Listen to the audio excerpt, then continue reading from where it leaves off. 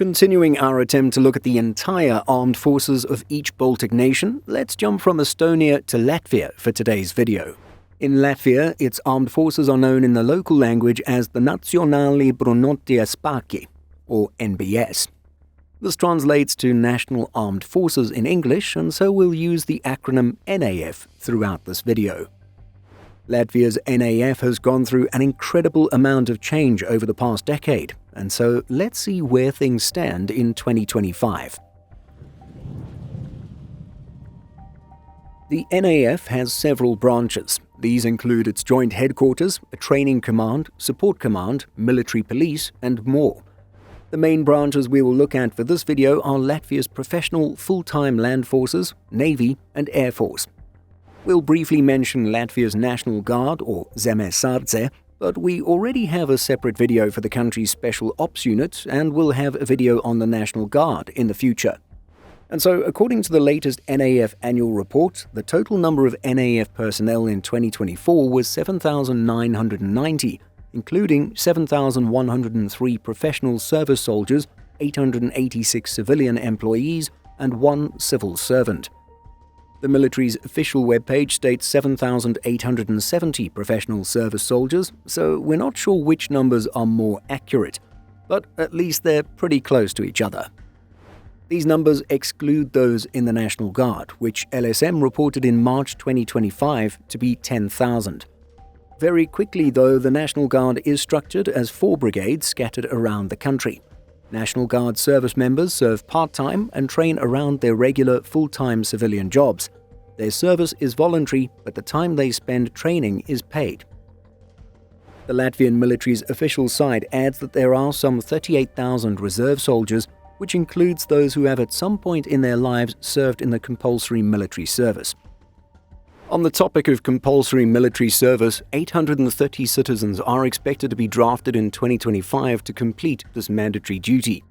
In the coming years, Latvia aims to increase its annual conscription numbers to 2,000.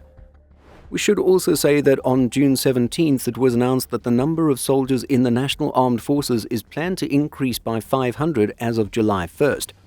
Latvia's Minister of Defense was quoted as saying the following: "We are currently developing Latvia's defense capabilities at a rapid pace. The additional 500 soldiers will bring the number of soldiers in the National Armed Forces to 8,000 this year.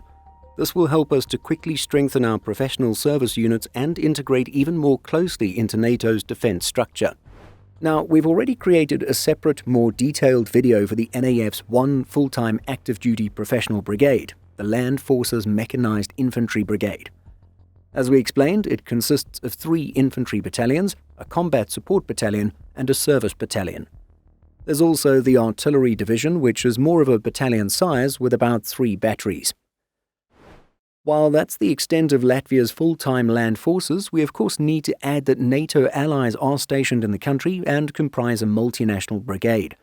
It began as a battalion-sized unit, but this Canadian-led NATO force, made up of around 14 nations, exists to reinforce Latvian troops and stand as a deterrent to Russian aggression. Allies bring with them tanks, artillery, long-range air defense, and much more. But getting back to Latvia, the main equipment used by the Land Forces Mechanized Infantry Brigade includes several variants of CVRT armored vehicles. Purchased from the UK, these variants had names like Scorpion, Spartan, Sultan, Samson, Scimitar, Saracen, and Saladin. Once transferred to Latvia, these vehicles were given local names and include Virsaitis, Zorbens, Pergons, Vairogs, and Glābējs. Respectively, these mean Chief, Sword, Thunder, Shield, and Savior. The platform and these vehicles are old but are well suited to the Latvian terrain given their small size. We don't want to discuss future plans too much in this video, but we should add that the Ascot infantry fighting vehicle by General Dynamics European Land Systems will replace the old CVRTs. On the Armored Personnel Carrier or APC side of things, the NAF uses the Patria 6x6 developed from the CAVS program, which stands for Common Armored Vehicle System. At the time of making this video, Finland, Latvia, Sweden, Germany and Denmark are participants in this Patria program. Latvia produces its 6x6 APCs domestically and has even donated more than 40 of these relatively new vehicles to Ukraine. On the tactical 4x4 side, the NAF still has old Humvees but hopes to eventually transition to the VR Fox platform, which will include a number of variants beyond the initial light buggy version for special forces. And then for much lighter transportation, Latvia's armed forces have a fleet of ATVs at its disposal. Latvia also recently took delivery of its first 4 M3 amphibious transports. Fully funded by the US government, the National Armed Forces will have a total of 6. When it comes to artillery, Latvia purchased M109 tracked self-propelled systems from Austria in 2017. These are old systems but continue to be used by the NAF. The more recent exciting news is that Latvia will acquire 18 Archer self-propelled artillery systems from Sweden. Again, not wanting to talk too much about the future, the armed forces only have the M109s in 2025, with the Archers only coming from 2026. 6 HIMARS rocket artillery systems will be delivered from 2027. That, in a nutshell, is what makes up Latvia's full-time land force. And so let's move on to the Latvian Navy, the Jūras spēki. In addition to the usual headquarter and support subunits, the Navy has several subcomponents: a Coast Guard, a minesweeper squadron, and a patrol boat squadron. It appears that the Navy has 18 ships under its command, a lot more than Estonia's 8. It would be boring to most people if we listed them all, but if we were to try and summarize things, we would say that the Coast Guard vessels are mostly coastal patrol boats from Sweden built in the early 1960s. These coastal patrol boats are about 16 meters in length.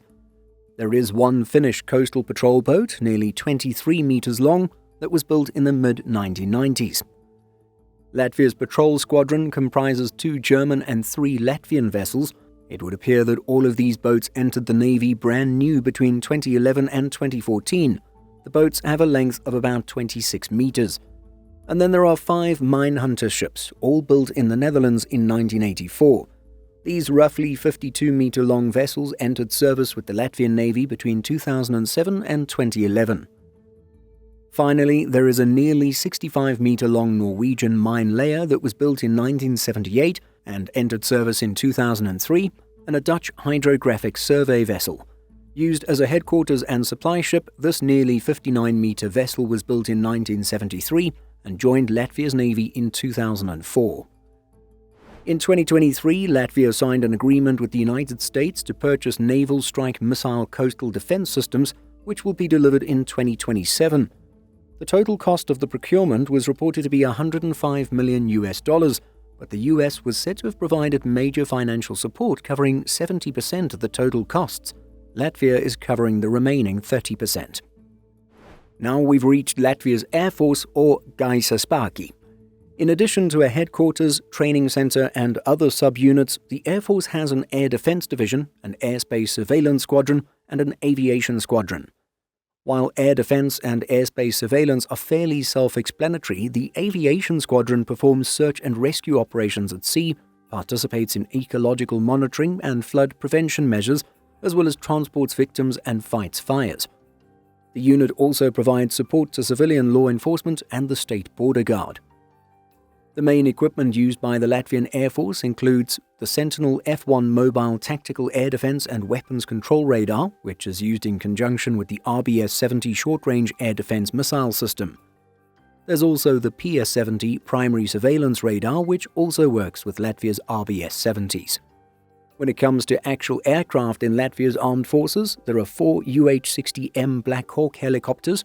These have been at the disposal of the Air Force since 2022, and are used for search and rescue, medical evacuation, transportation and landing of personnel and cargo, and more.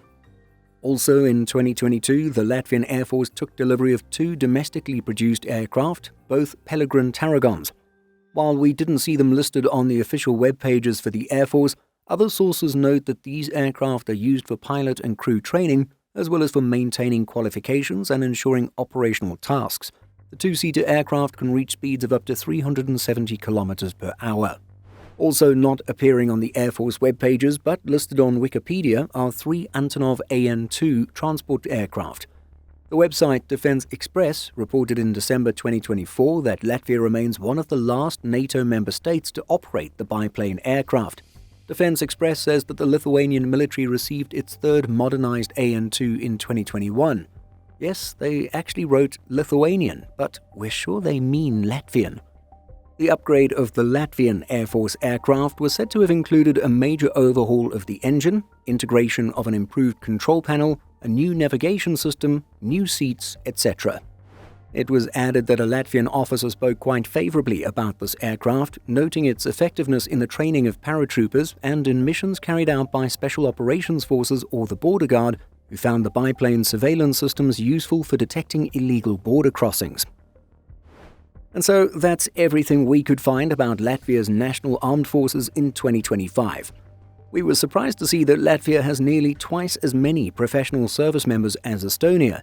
However, Estonia's mobilization registry at 230,000 individuals is far greater than Latvia's 38,000. This is largely because Estonia never abolished conscription even after regaining independence from the Soviet Union. Latvia, on the other hand, ended conscription in 2007 and brought it back in 2022.